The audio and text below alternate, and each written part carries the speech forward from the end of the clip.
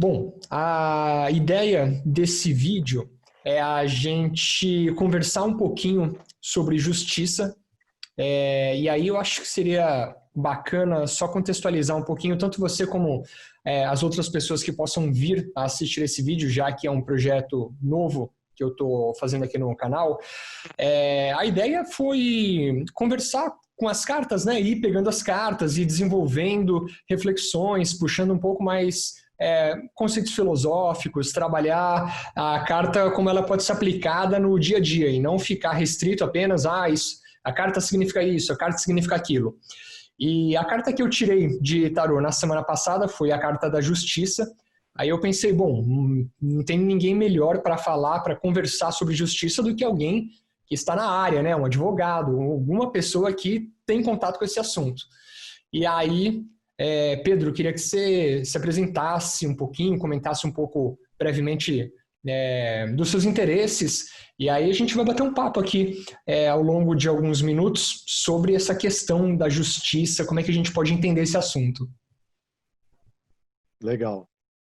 Meu nome é Pedro Paulo, eu sou advogado, né? Me formei em Direito pela USP, já tenho mais de 10 anos que eu advogo, sou especialista em Direito do Trabalho e agora vou começar o mestrado em Direito do Trabalho, também, tudo lá na USP. Professor? E... Espero ser. Vai ser sucesso. Vai ser. Pesquisador, já sou pesquisador, né? Tem um grupo de estudo lá que é organizado pelo meu orientador, né? É um desembargador da Justiça do Trabalho, lá em Campinas, o Jorge Luiz Souto-Maior. E é um grupo de pesquisa Trabalho e Capital, né? Que a gente fica estudando as modificações legislativas, conceitos, né? Mesmo filosóficos, conceitos sociológicos, né? Tudo que importa para entender, né?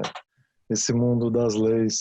E a primeira coisa que eu te falar, na faculdade a gente aprende que direito e justiça às vezes coincidem, mas não são necessariamente unidos, não. Bom, então já que a gente já deu aqui um primeiro passo no tema, vamos começar a explorar justiça. O que eu posso entender por justiça, Pedro, na sua visão? Olha, existem diversas definições de justiça, né? Se você pegar lá aquelas definições do Cícero, né? Que é o sum quique tribuere, que é atribuir a cada um o que é seu. É uma ideia de justiça. A ideia utilitarista de justiça, de evitar o prejuízo e agir de modo a aumentar, né, as vantagens. É uma ideia de justiça. Eu acho que a justiça é uma ideia que está ligada ao como agir, né? Então, nesse ponto, ela se relaciona com a ética, com a moral, com uma ideia do que é correto, do que é certo, né? Uma prospecção do futuro, né? Olhando para o futuro, como eu vou agir diante da situação. É um critério, a justiça entra aí, né? Para mostrar um caminho a seguir, ou mostra uma injustiça, né? No inverso, né? Quando você percebe que algo está errado, né? Eu acho que a ideia de justiça está ligada a isso. Tem a justiça como equidade, né? Tem várias ideias de justiça, né? Como consenso, como ter direitos, como algo externo, né? Justiça divina, algo está fora da gente. Tem inúmeras concepções. Mas eu acho que elas se ligam ao que é correto e ao como agir. Uhum. Tá muito claro que depende do enquadramento, né? Que a gente vai olhar. Só para a gente não ficar muito assim, sem referência, nos tempos atuais, a gente teve a exposição lá daquela reunião ministerial do dia 22.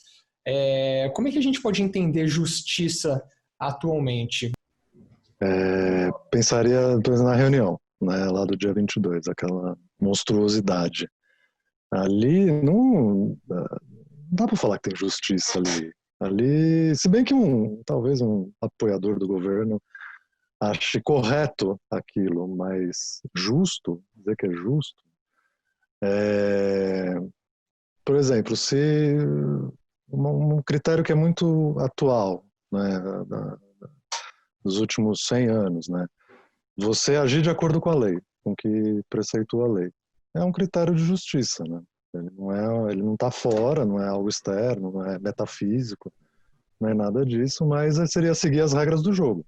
Isso é uma. Se as regras do jogo foram seguidas, em tese, não há injustiça, né? Então, uma decisão, num processo, foram seguidas as regras. O seu cliente pode perder.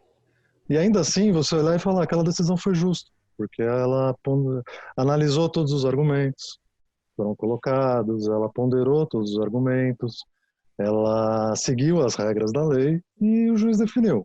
É uma decisão justa, embora não atribua o que o meu cliente queira, ou ache correto. E ele mesmo pode achar justa a decisão, embora perdendo.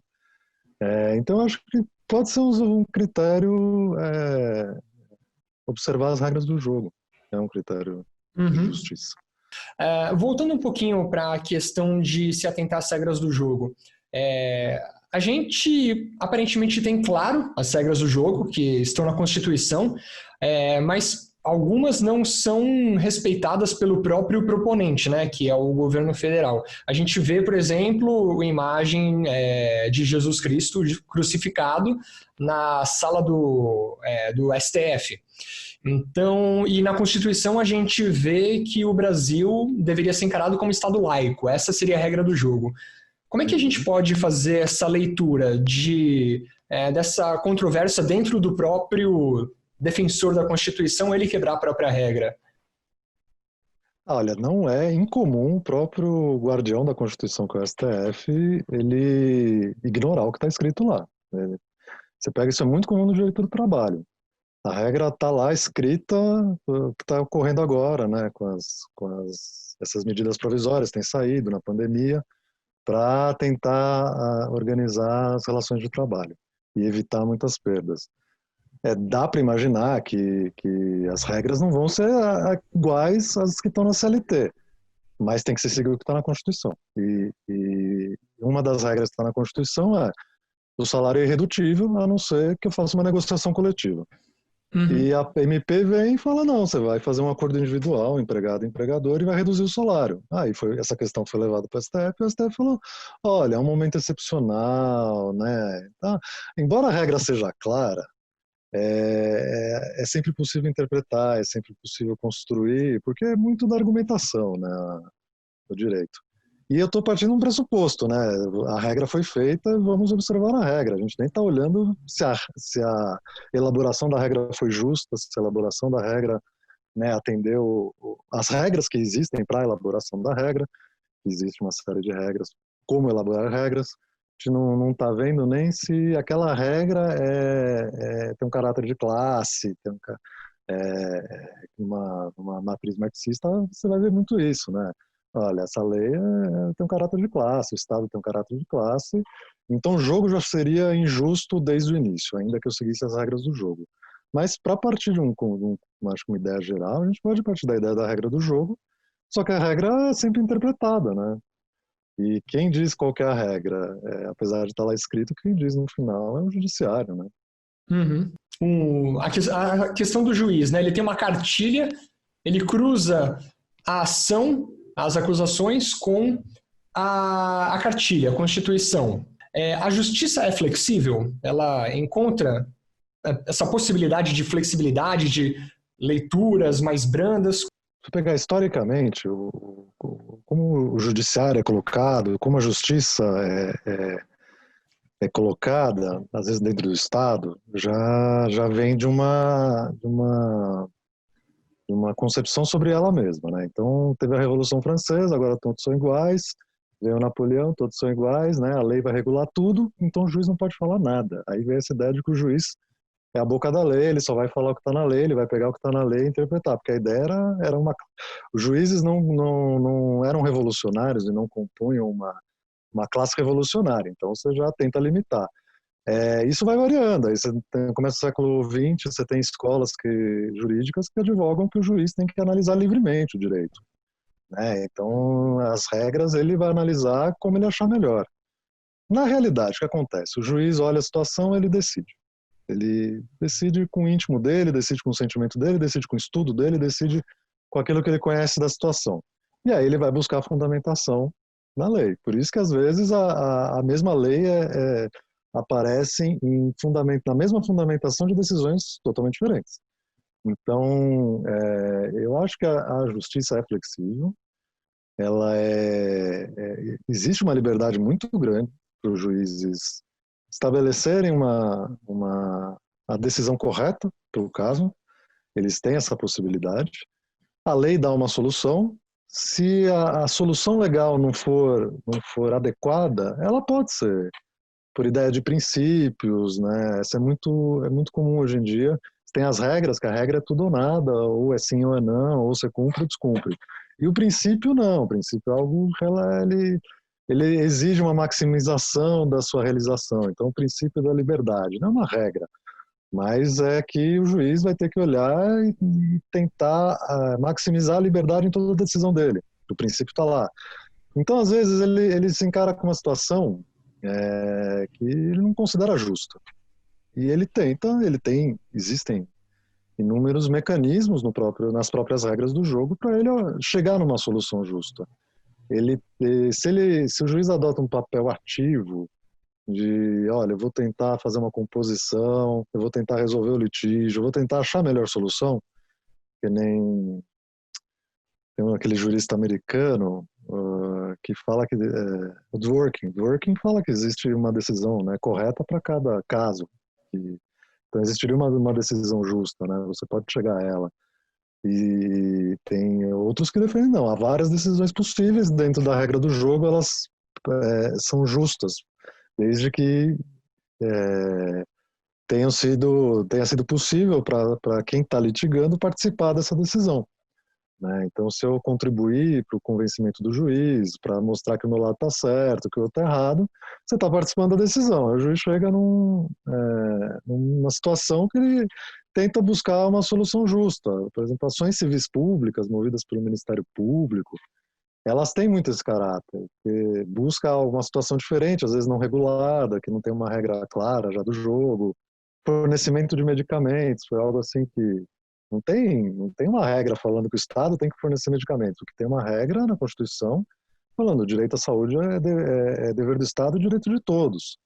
E aí construiu, então o Estado tem o dever de fornecer medicamento. Nesse caso, se eu determinar que o Estado fornece medicamento é uma solução justa, se considerar que do outro lado a pessoa pode morrer, então às vezes nem tem a lei, mas o juiz ele tem a obrigação de dar uma decisão.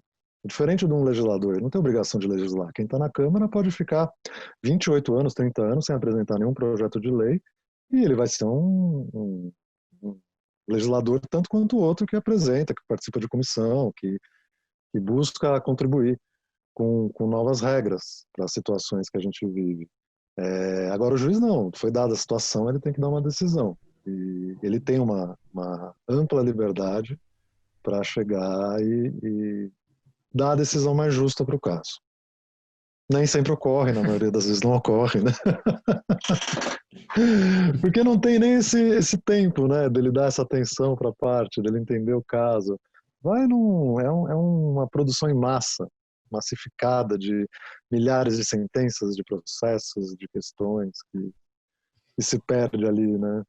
Os juízes hoje estão sobrecarregados, é isso? Tem um fluxo grande, muito acima da capacidade humana de trabalhar os processos? Não diria que é acima da capacidade humana, eu diria que é acima da capacidade da instituição. Eles estão sobrecarregados.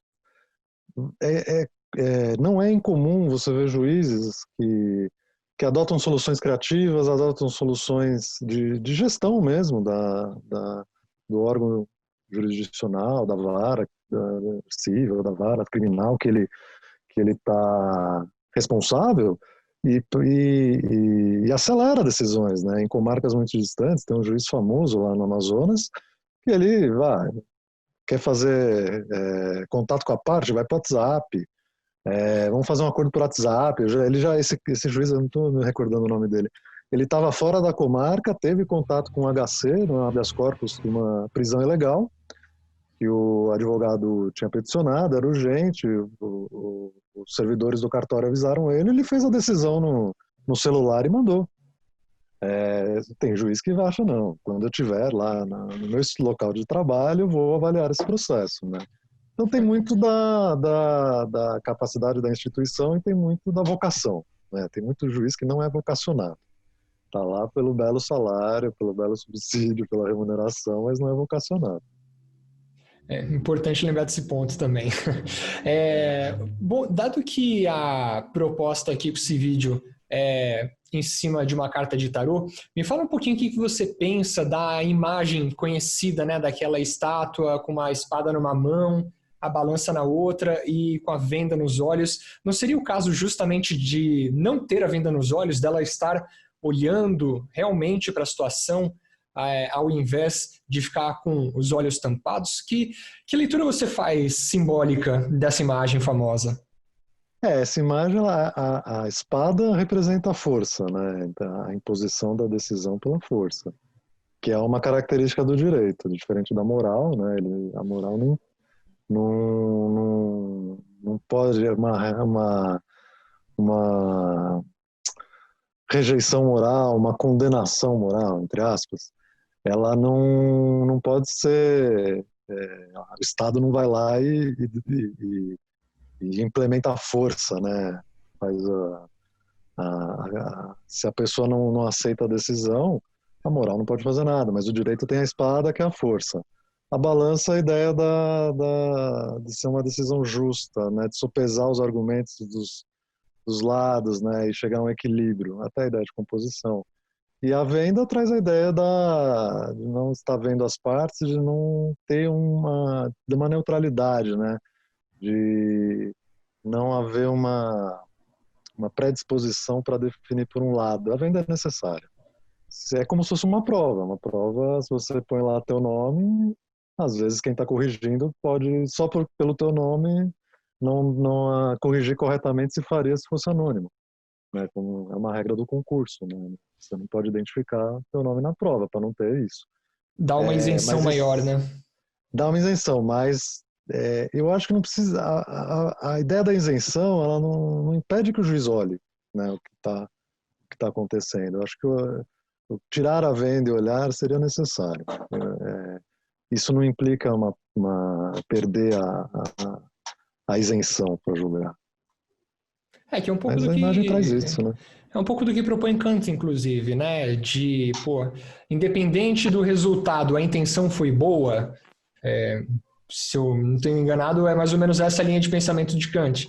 O imperativo categórico, né? Que a sua ação ela vai ser boa se ela puder ser universalizada e todos agirem dessa forma, né? Se não, se não dá para universalizar a sua ação, ela já não traz a igualdade, a liberdade ao máximo, ela já é uma coisa egoísta, pessoal, particular.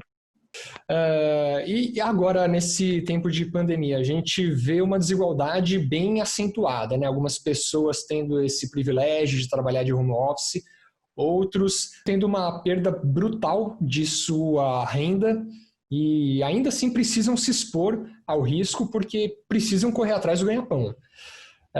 Você acha que o Estado está fazendo um movimento significativo nessas últimas semanas de modo a equalizar essa desigualdade? A gente viu aí o auxílio de R$ 600, porém está demorando muito para sair. E aí ele pode até chegar, mas aí chega tarde, né? A gente vê muito isso na mídia, vai sair, mas vai sair muito tarde. Como é que você vê esse episódio um pouu mais atual? Que eu vejo assustador. Quando saiu, quando começou a pandemia, na área do direito do trabalho, né, que eu tenho mais conhecimento, estava uma ansiedade, né? Tem que sair uma legislação, tem que ver o que vai vir para regular essa relação que é tão desigual.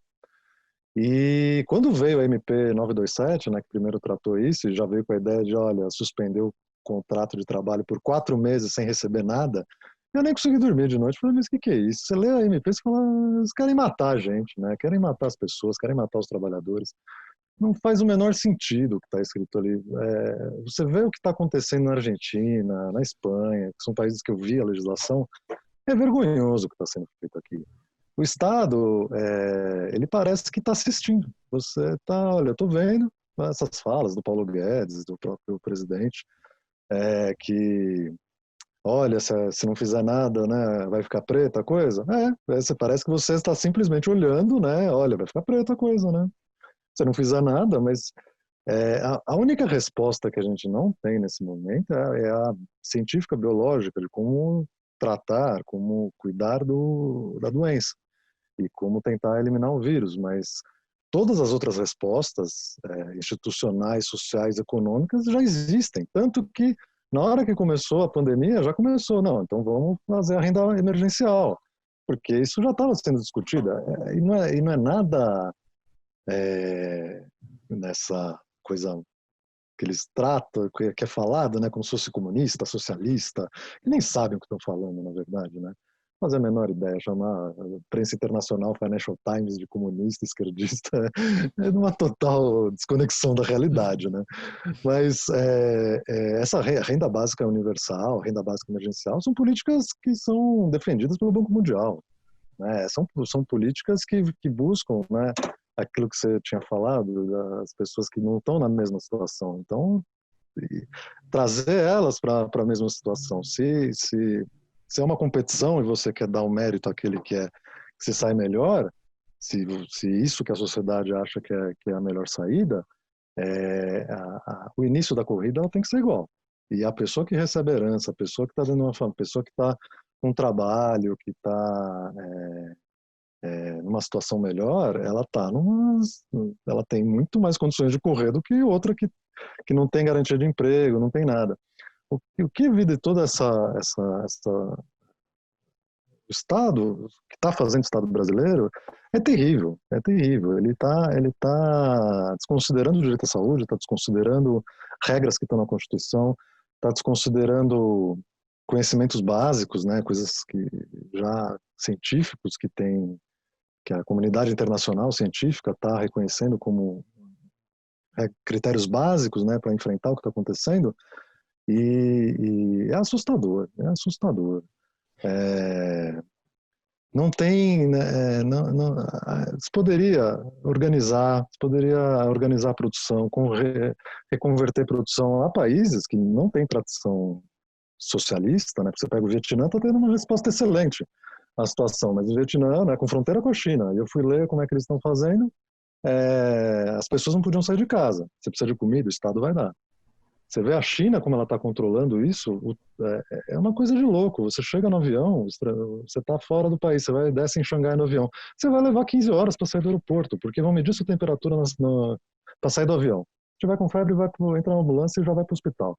Você saiu de lá do aeroporto, do avião, você vai para o saguão e vai esperar fazer um teste em você. Você vai ter que instalar um aplicativo no celular e você vai para o hotel, onde você vai ficar 14 dias. Você vai pagar o hotel, vai ficar 14 dias lá e eles vão ficar com a chave. Nem você vai ficar com a chave. Você só vai abrir a porta 3 vezes por dia para pegar comida, que eles vão deixar lá. Só que a comida com nutricionista. Você não fica com a chave. Se você sair, você vai ser expulso do país.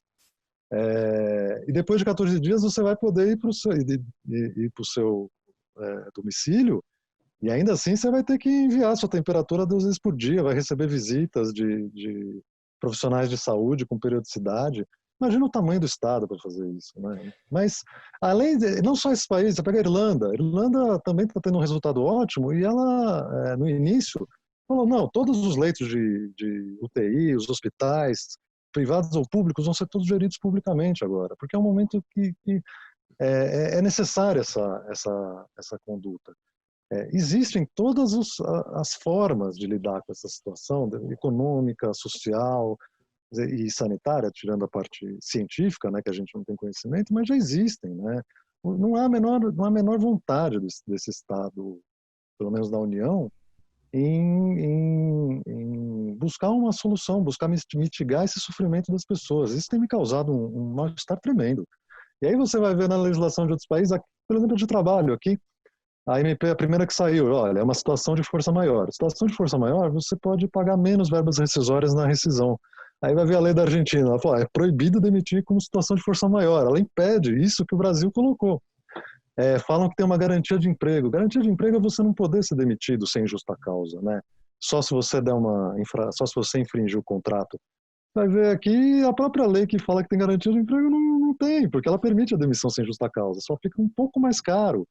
Aí você vai ver na Espanha, olha, uma empresa que pegar empréstimo do Estado vai ter que garantir o emprego das pessoas por até 6 meses depois da pandemia. Aí aqui hoje estava na Câmara discutindo essa MP 927 e estão incluindo um artigo lá para possibilitar que a execução de crédito trabalhista, que é um crédito alimentar, né, que é algo que é salário, normalmente é salário na maior parte das vezes que está, né? Os trabalhadores são ex-trabalhadores que vão à Justiça do Trabalho pedir verbas que não foram pagas durante o contrato de trabalho. E aí eles estão colocando lá uma opção para as execuções que se iniciarem entre a decretação da pandemia até 18 meses depois do fim da pandemia poderão ser parceladas em até 60 meses, 5 anos. Mas em nenhum momento eles estão cogitando estender o benefício por mais de 2 meses. Em nenhum momento eles estão cogitando diminuir salários, verbas absurdas de gabinete que irrigam, né, o Congresso e todas as câmaras municipais e assembleias legislativas para destinar esse dinheiro para subsidiar 1, 2 meses a mais o auxílio emergencial, que nem chega. Eu fico aterrorizado vendo o que está acontecendo. Eu acho que o conflito, infelizmente, a sociedade brasileira vai entrar num período de conflito depois disso, mais do que já está, porque a gente já está num período de conflito político, né? Mas eu acho que vai vir um período de conflito social, pela forma como está sendo tratado isso, pelo impacto no emprego que vai haver no mundo inteiro, independente do que você fizer, a produção econômica vai diminuir, a renda do trabalho vai diminuir, o consumo vai diminuir, tudo isso vai diminuir, isso vai ter uma desaceleração econômica. E os países que estão se organizando, que estão indo bem nessa parte de enfrentar a pandemia e sair bem, eles podem tomar mercados de países, de empresas nacionais que estão desorganizadas, que estão super mal vistas lá fora. O Brasil está virando um par internacional. Sim, são as semanas que tem saído notícia atrás de notícia. Reuters, Le Monde, o Telegraph, jornais argentinos. Você pode escolher o jornal, estão saindo matérias das pessoas incrédulas com o que está ocorrendo aqui, né? E a gente com mil mortes por dia, com subnotificação. Eu não acredito no que está acontecendo. É impressionante. Não é justo, né? Não é justo, não é justo. Maravilha, maravilha.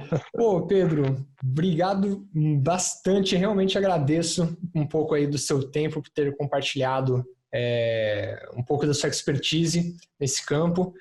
E espero que o vídeo, para quem veja, faça sentido para contribuir com outras associações a respeito de justiça, como é que a gente pode entender esse tema e fazer um julgamento mais apropriado possível. Pedro, valeu. E quer deixar alguma consideração final? Quer deixar uma mensagem? Busquem conhecimento, né? Busquem conhecimento. É isso. E se organizem, porque sozinho a gente não consegue nada. Mas organizado a gente pode chegar muito longe. Show, maravilha. Legal? Valeu, Pedro. Obrigado. Imagina. Abraço. Tchau, tchau.